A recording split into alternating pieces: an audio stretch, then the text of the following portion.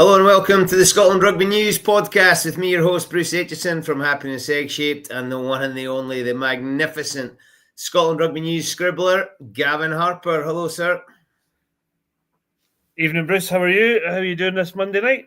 Yeah, good, thank you. Interesting kick-off to Six Nations, and it feels like, I don't know, it feels like there's a long time between drinks. I'm not a fan of the whole Sunday game thing, but I did enjoy Friday night. I like that. I like the idea of a Friday night game. Then you get two on Saturday, and let's get going. Lots going on though. Loads going on. Look, I thought good start for Scotland. Performance wasn't perfect, but hopefully they can put that right. I imagine the players are more of a fan of the 8-day gap than you and I might be. But look, it was interesting opening round. I think all three games probably showed us something, whether it was something that we already knew, it's just been rubber stamped, or gave us a wee bit of insight into something a bit different. So, encouraging enough from a Scottish point of view, I think. I wasn't far away. I said 35-17. You almost got it. Almost bang on. I mean, fair play. I think it was a funny game. It was a funny game. But I think games are becoming funny. Maybe I just need to change my expectations. But when Scotland got out the blocks, you thought, right, Italy have to have a spell in the game. But they didn't really have a spell in the game. It just got a bit scrappy and a bit, I said on something else, one of my concerns with Scotland is discipline. Yeah. And, discipline's not just the number of penalties you give away. Discipline's in little moment, like when Finn dropped that ball when he was through. Who was it? Was it Blair hit a line off Finn and he didn't give it? It was Stafford, yeah. Hit a line, and I mean he was in and under the post with finger in the air to celebrate. It was but he didn't give it. There was a few just moments. Now the flip side of that was Italy weren't particularly disciplined, but that's not really in our interest. And then to concede penalties with Tommy Allen kicking it the way he did, that your discipline. If you're ill-disciplined in the attacking half, then they can relieve pressure, which is frustrating. If you're ill-disciplined in your own half, you can see 3 points, or Ireland will probably kick to the corner. Yeah, I think let's be realistic. Ireland aren't going to knock threes over the way that Italy did to try. And actually, the first couple of those penalties that Scotland gave away, you thought, right, they were daft, but it allowed Italy just to find a wee bit of a foothold in the game, in a game that could have been totally away from them otherwise. They didn't really, as you say, have that spell that you expect every team to have through their own doing. I think they got moments because of Scotland's mistakes, but they didn't really create anything off their own back. And I think that'll be the frustration, is that it was Scottish errors that allowed them back into that game and back to 19-all, where actually Scotland, and Gregor said this after the game, Scotland should have been miles in front at half-time. It was 19-9 at half-time. If you put another 10 points on that, I don't think many folk, probably including many of the Italian coaching staff, would have been overly surprised at that, given Scotland's dominance. But you said it, if you're ill-disciplined or inaccurate in the opposition half, it allows them to exit and relieve pressure. But against the big teams, you don't get that many opportunities that you can fluff your lines 2 or 3 times. The one to Stafford's a perfect example. I think if that pass doesn't go to hand against Ireland, that chance is completely gone, because their kind of scrambled defence is so good. So, look, there's a lot to work on, but as I said to folk over the weekend, to finish with 5 tries, a bonus point, and a reasonable win at home is not a bad start. So it shows that the level of expectation has gone up from years gone by. And we lost Italy last year. Exactly. Let's not make any mistakes here. We wanted to start with a bonus point when we got it, so expectation met. It's that classic, but we want everything. The Wales-Italy game, I think, has got potential to be game of the tournament because they both have to go for that. It's not working for either of them. It could be awful, but actually, there's a high chance it could be ridiculously good. I mean, Jack Morgan, how do people put themselves through that? That guy put in the work of 3 or 4 80 minutes worth. He is unbelievable, and I remember Andy Nicol. Through a kind of someone else had said, there's 2 positions that you can play well in, even when you're getting thumped. 7 and 9. He reckons 7 and 9 could still play well when you're under the pump. Yeah. And Jack Morgan, he has to be sticking his hand up to say, I'm a British Lion. There's not going to be many Welsh Lions. You got to take him. I mean, unreal. There's going to be, if Trump or Kim Jong-un presses the button, it'll be cockroaches and Jack Morgan that survive. The man is flipping unreal. He is. And I hear what you're saying about Welsh Lions, and he is definitely the one that is putting his hand up more than anybody else. But throw in Rory Darge, who was sensational for Scotland, probably his best game for Scotland. Josh van der Fleer, former World Player of the Year. Both the Curry twins, like Ben Earl. Like, the competition to play 7 is ridiculous. You probably were too young for this, but I had a He-Man toy when I was a kid that I think has somehow come to life and put on an England number 8 shirt.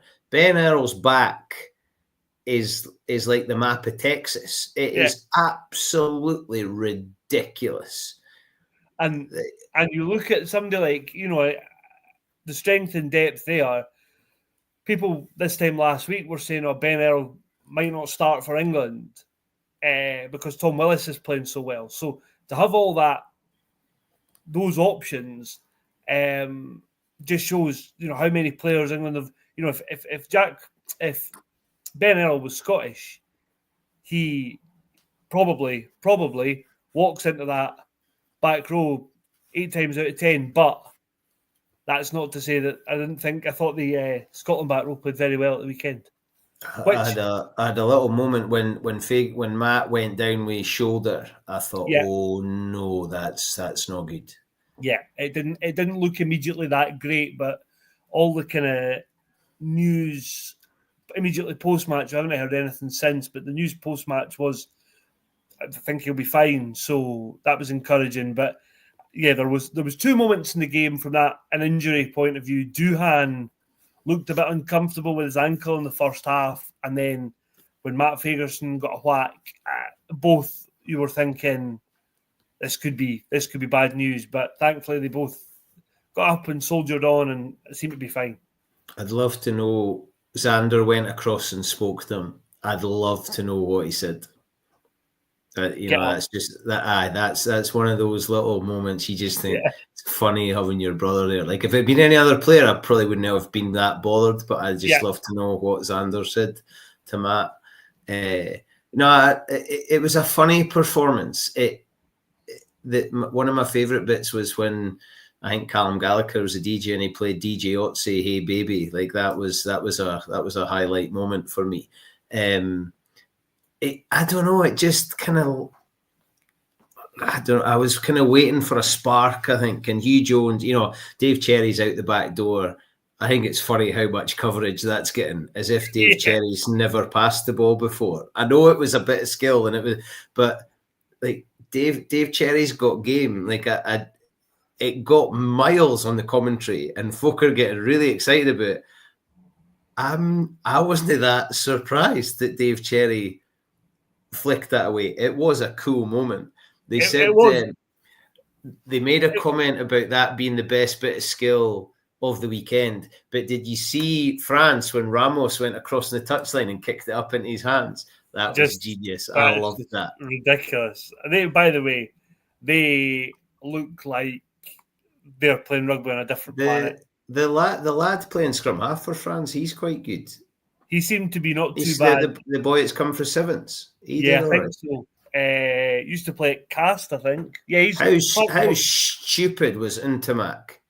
That doesn't need reviewed. That's a straight red every day of the week, twice on a Sunday and 3 times during the summer holidays. It was ridiculous. And it doesn't deserve a 20-minute red.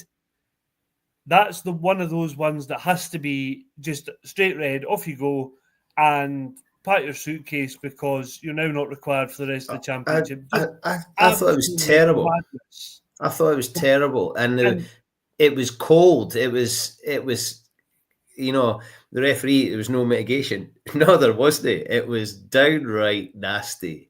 And also completely senseless in the context of a game that, like, I know it's senseless anytime, but when you're winning by a mile, like, what you did, surely just enjoy yourself. And like, what must Galway think? And he's got number 10 on his back. Get a grip of yourself, man. Hand in your standoff membership card and go find yourself a new game to play. There's no chance you've been running about back and forth like that in your career. I think it's funny when you hear folk going, "Oh, my shoulders are sore for rugby." I'm like, mine are fine.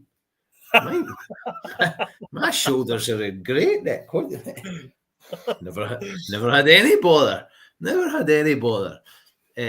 I thought that really annoyed me when Inac did that, and he plods off, and you thought, nah, you deserve everything that's coming to you. Watch this, he'll get 6 days, and he'll be back at just nonsense.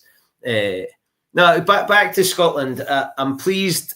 I'm really chuffed for Hugh Jones because he's one that quite a lot of people have made noise about. I know they enjoyed him when he went down to the Premiership, and then he came back, and there was an element of, is that, as he peaked? But people are talking about him for the Lions. I'm not really that bothered at the moment. I just want him to do well for Scotland, and I thought he did well. I thought Darcy looked a bit frustrated when he came off. Yeah, without giving too much away, we spoke to Darcy after the game. The interview will be on the site at 10 o'clock tonight. And I think the short answer to that point is yes.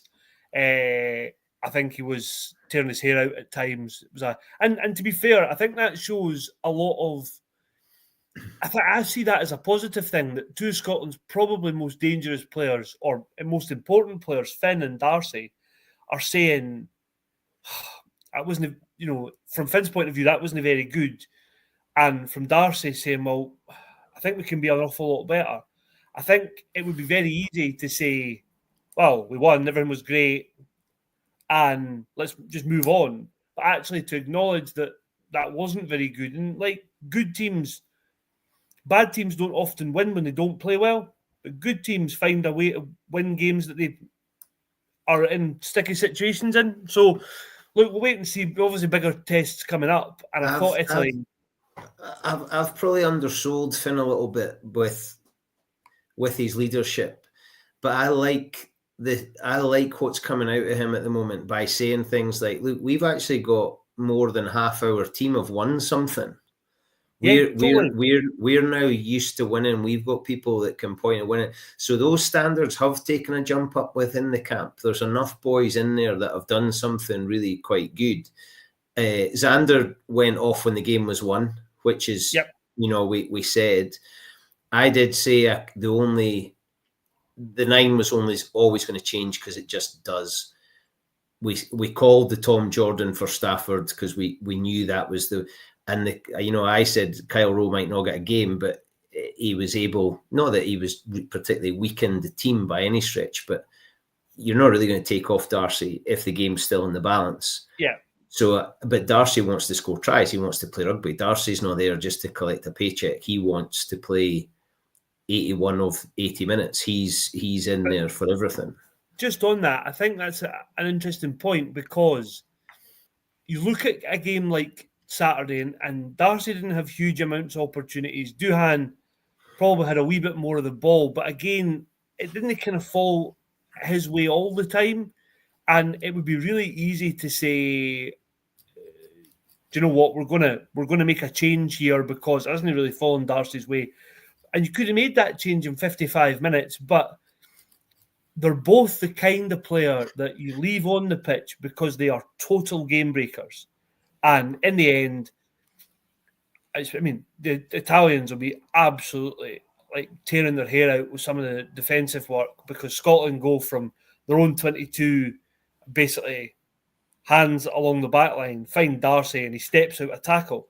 But he's got that ability all the time. And I think that's probably when you go into these, obviously Italy's not a big game, but when you go into the Irelands and France's, you know, unless somebody gets an injury, you're probably leaving Darcy and Duhan on because they have that ability to cause chaos. And you can score from nothing. The Italian over-chasing defence was ridiculous. I mean, Darcy stepped inside 3 defenders. Yeah. That's not good. Hugh Jones beat 3. When Tom Jordan throws that long pass, the ball's in there a long time, defence can change.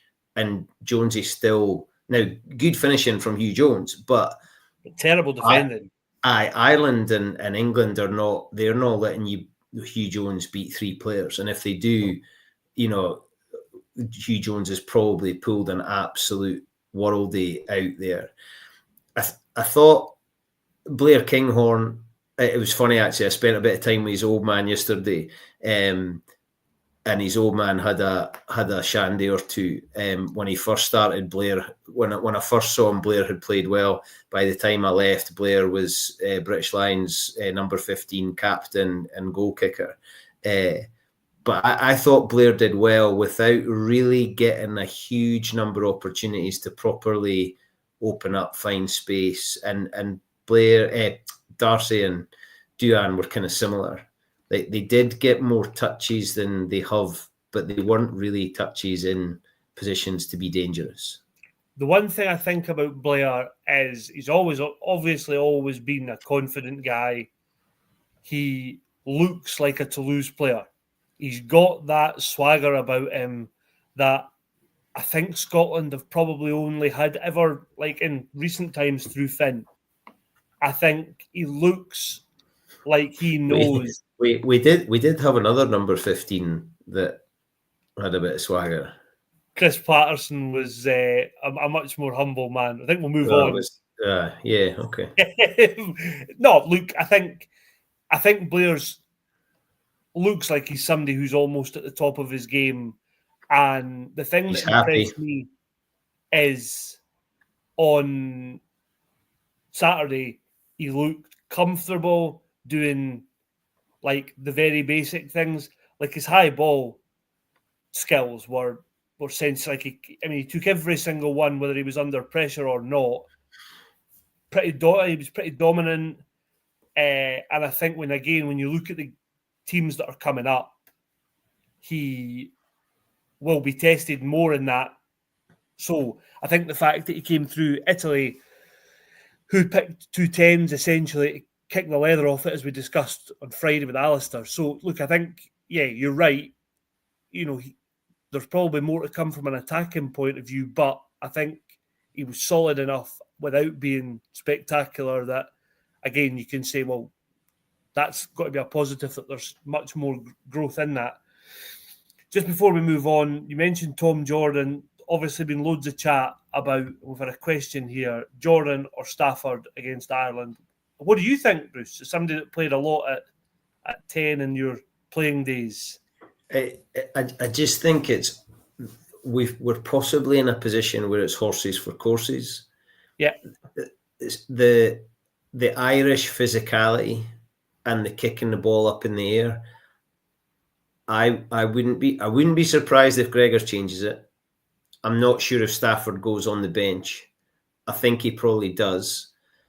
But Stafford could start and be physical and defensive, and that unit between Finn, Stafford and Jones gets another go, I wouldn't be sad if he started. I wouldn't be surprised if Tom Jordan started. If I was picking a team, I would go with Stafford again, with a chance to bring Tom Jordan on to do what he did on Saturday. So there's a bit of making the impact.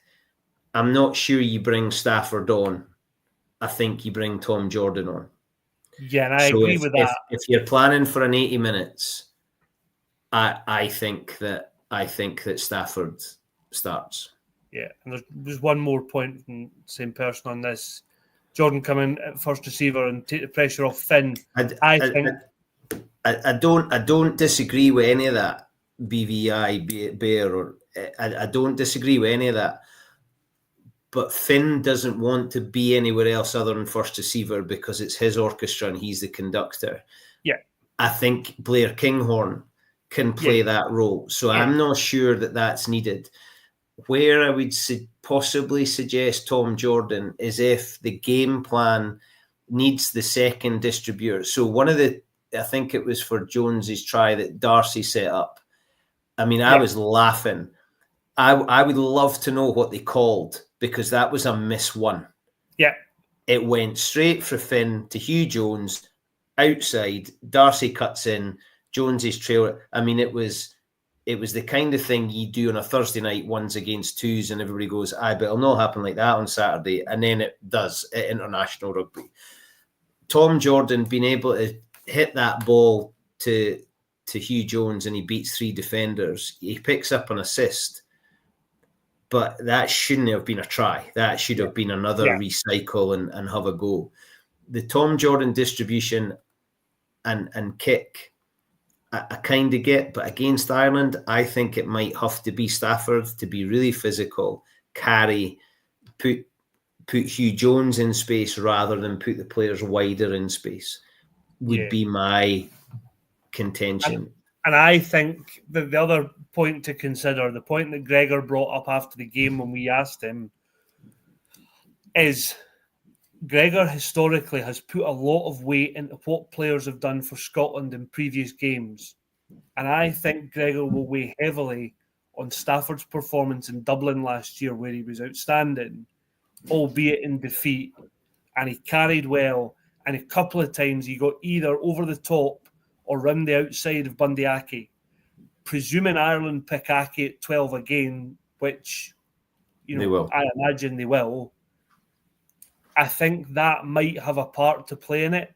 I think the connection, given how little Jordan actually starts at 12 for Glasgow, I think they'll go and never for Scotland. And never for Scotland. So you're asking somebody as a first test start to play the twice defending Six Nations champions in a game that, let's be frank about it, Scottish folk think we can win, and take the place of the guy who was our captain. So I know Stafford's not got bundles of test experience, but I think he'll go Stafford again to start. Tom, again, it means you've got the bench to give you that impact. And then possibly, because Henry Slade might play 12, is likely to play 12 for England, we might see that change from the start for the England game. But I think the other interesting ones are number 8, the back row, the balance of the back row. And I've seen a lot of talk about Johnny Gray, who obviously first came back for Scotland for nearly 2 years, hasn't played at all since start of December. But I don't think Gregor will be forced into making unnecessary changes. But do you think he'll keep Ritchie at 6 and keep Dempsey on the bench, or what do you reckon? No, I don't think he will. But you think he makes that change at Dempsey at 8? But back to what we were saying with Stafford and Tom Jordan, there's an element of bringing Dempsey on is quite an attractive thing. Yeah. I'm not sure about bringing Jamie on. I think I would rather Jamie started, made a nuisance of himself, battled, scrapped, maybe got turnovers. Dempsey, if you were picking on Carey, you're probably picking Dempsey over Jamie. Yeah. But back to the bench with Tom Jordan, I like the idea of bringing Tom Jordan on. I like the idea of bringing Dempsey on. The front five, I said this last week, that front five are patrolling between the 15s and they're going to carry, other than Dave Cherry with his out the back within the 5 metre channel. But the yards and the attrition that front five got through, Gilco to put in an 80-minute performance like he did, and the Italian, the way that some of those Italians carried, but also the way they defended, although they weren't that smart, they were ridiculously physical. That was a big old shift for Gilco to put on. I thought Brown threw himself around when he came on, so he took a bit of the load off. I thought it was interesting that Suz came on quite early for Pierre. I think that shows a fair bit of faith from Gregor and the coaches in Suz. Yeah, it does. And I was interested in that, actually, when Gregor picked the team, because to me, Jamie Batty's been the man in better form for Glasgow. But I think that says that, don't mean this in any way against Jamie, but I think that means Gregor sees Suz's ceiling is higher, and maybe that bench role is a wee bit more suited to Rory, who's probably a wee bit more dynamic ball carrier. Yes, I was going to say that. We're a bit like Dempsey coming on and Jordan coming on. I think Suz coming on is more, basically, with just that point you've made, the carry, the way he's able to get, and when he came on, he threw himself into a couple of rucks as if, hang on, right, Gregor, I'm here, I want to start. Like the way he came on and applied himself, he looked like a happy, aggressive Suz. I mean, he's had a tough old time. Last year was great for him, but he's had a roller coaster. Totally. And he, a bit like Blair, you got somebody like Suz who now looks happy, motivated.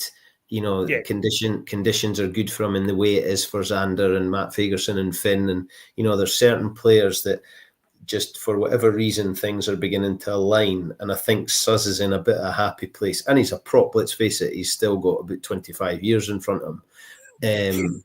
I mean, that's a fair point. They rarely do much and he only plays 20 minutes a week. So, but like Xander has to stay on. Will Hurd's not coming on to me. Will Hurd's coming on because the game's gone either way. Ewan Ashman comes on to be physical and Dave Cherry's arrows, although one of them was horrific, but because they don't ping if you don't contest, you get it was really bad. Like it was real. I don't know what happened there, but like I think that like sevens is a classic. You can have a really good 7 and a really weak 5. Do you start with your strongest 7 knowing that you're only going to finish with your 2 best players on the pitch? It's so exposing in 7s. 15s is now there. Like Kyle Rowe is probably not getting that much game time next week. Tom Jordan potentially still will. Suz potentially still will. Ewan Ashman, but there's 1 or 2 others that might not see quite as much time off the bench. So with that point in mind, I wonder, talked about Kyle Rowe, and there's been loads and loads of talk about the impact again that George Horn made off the bench. I don't see a situation where Gregor changes Ben White as the starter. No. I think he will stick by that this Six Nations. I think the decision to rest Ben during the Six Nations for the game in Rome last year came back to bite him. I don't think he'll do that again. No. So, does Scotland then, despite how well he played, does Scotland drop George Horn for Sunday? No. You get Dobie on the bench, and you can drop Kyle Rowe out and get another forward on, because Ireland. I think they might still do that, but I don't think you drop George Horn out of 23. So you think you keep George and then ask George to cover multiple positions? I think that's a gamble worth taking. That is Tom Jordan and George Horn, and if you need somebody gets stuck on the ding-a-ling. And I think that's the other reason that it will be Tom Jordan on the bench, because I think Gregor might be tempted by the 6-2, and I think the fact that Tom played 15 in the autumn, Blair can obviously play on the wing, and Hugh Jones can play on the wing. Blair could cover 10 if you needed him to. Tom Jordan obviously could play 10. Like, I just think that would be the natural option, particularly when Ireland are likely to, well, they might have that same bench. So yeah, I don't know what the Scotland bench becomes. Suz, Ashman, Hurd, Brown, Dempsey, and or Jamie, whoever he picks, and none of us can really guess what Gregor's going to do. Horny, and Michael Jordan's laddie on the bench. So who's the sixth forward on the bench? So I think it has to be an out and out second row. So I think Gregor Marshall. Brown becomes the hybrid player. I would go Cam Henderson. Oh, okay, yeah. Because I think he's been in the best form, though Marshall gives you the bulk that you could take off both. I think if Gregor Brown and Marshall were on the bench and you bring them both on, I think you're making 2 back row changes, because I think Gregor probably goes in the back row with Jack or Jamie. I think if you've got another second row, you could take Johnny and Gilco off.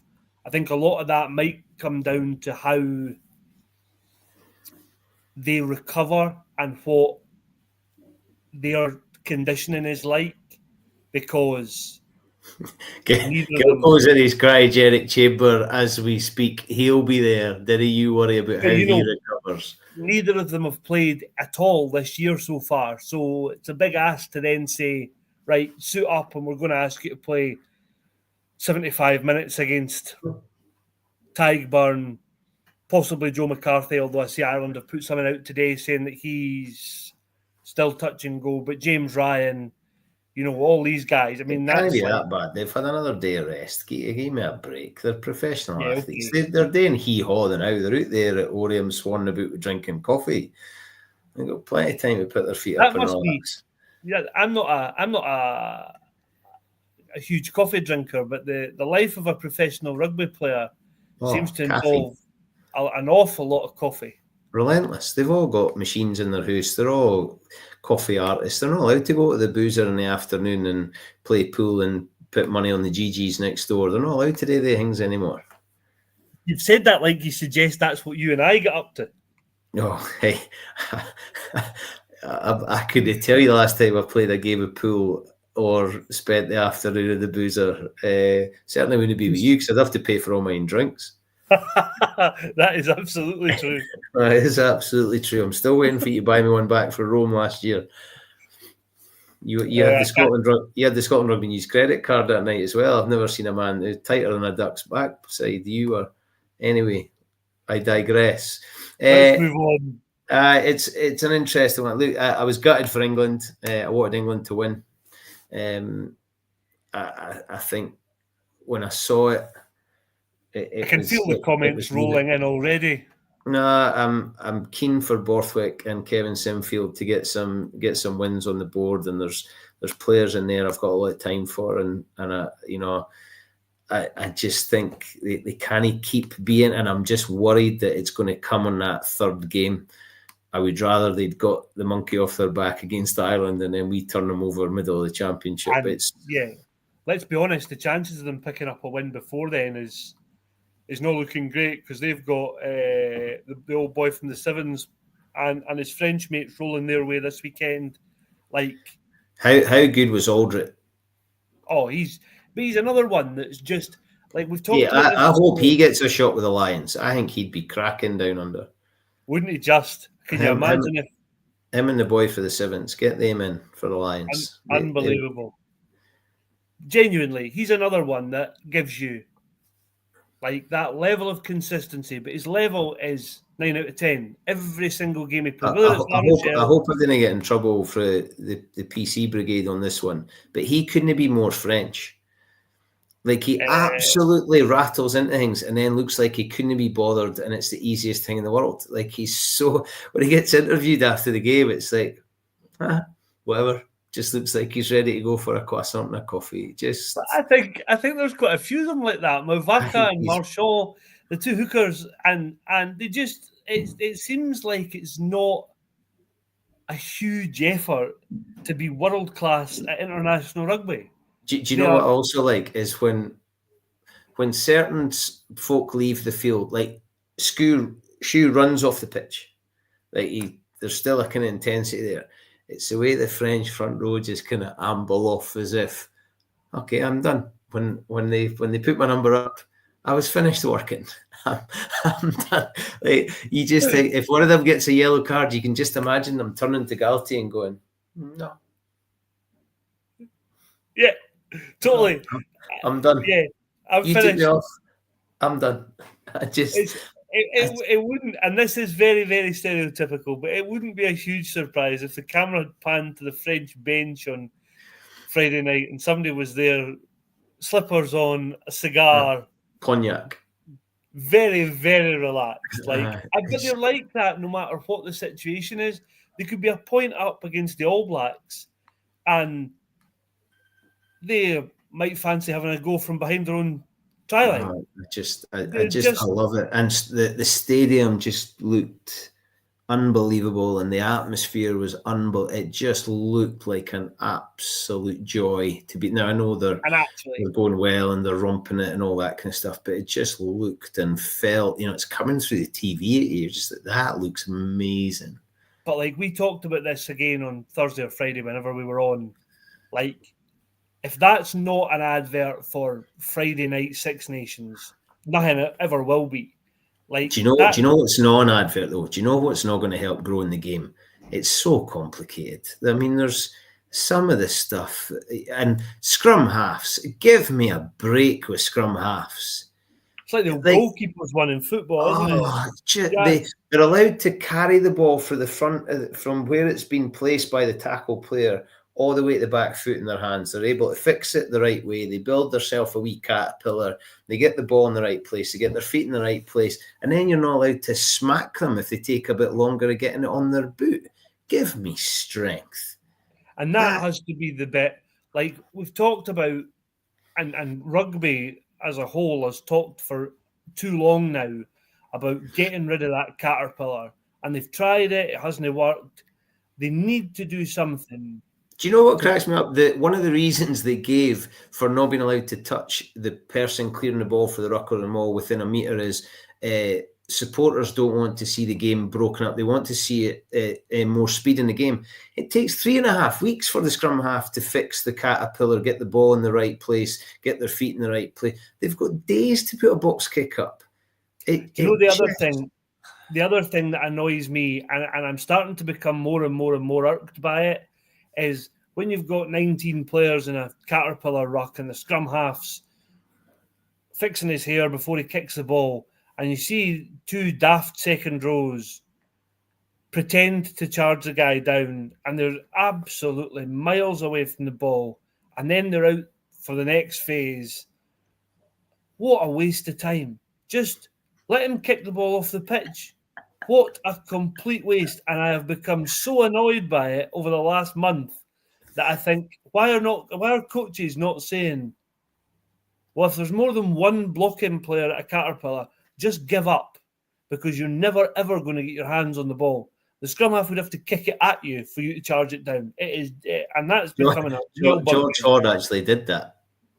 George Hord actually did it like that. But again, I think Scotland genuinely believe this. Scotland are one of those teams that don't take, like, there's not 9 players in the caterpillar ruck before Ben White kicks the ball. But the scrum half is now more protected than pandas in the wild. It is grim. Like, it is bizarre. I would like it. Like, what supporters were they asking? Like, anybody that I've ever played rugby with loves it when a scrum half gets hammered. Like, that's absolutely ideal. Like a true standoff. Oh, just give me the ball. Get it away. Stop farting about with it and give me the ball. I want to play with it. It just gets my goat. Anyway, weekend coming up. Can't wait. Yeah. Let's see what the team brings, and we'll have another blather, big fella. But absolutely class. I've loved it, and we've got now £1 for 6 months, and there's heaps of content coming. It is relentless because there's so much going on in that 6 months. So sign up now. You can see it down there. Subscribe as soon as you can. You get to read all about it from Gav and his amazing team at Scotland Rugby News. Big fella, great weekend. Looking forward to this one coming. Looking forward to speaking to you on Friday once we know the teams. Nice one. Cheers, folks. Have a great week.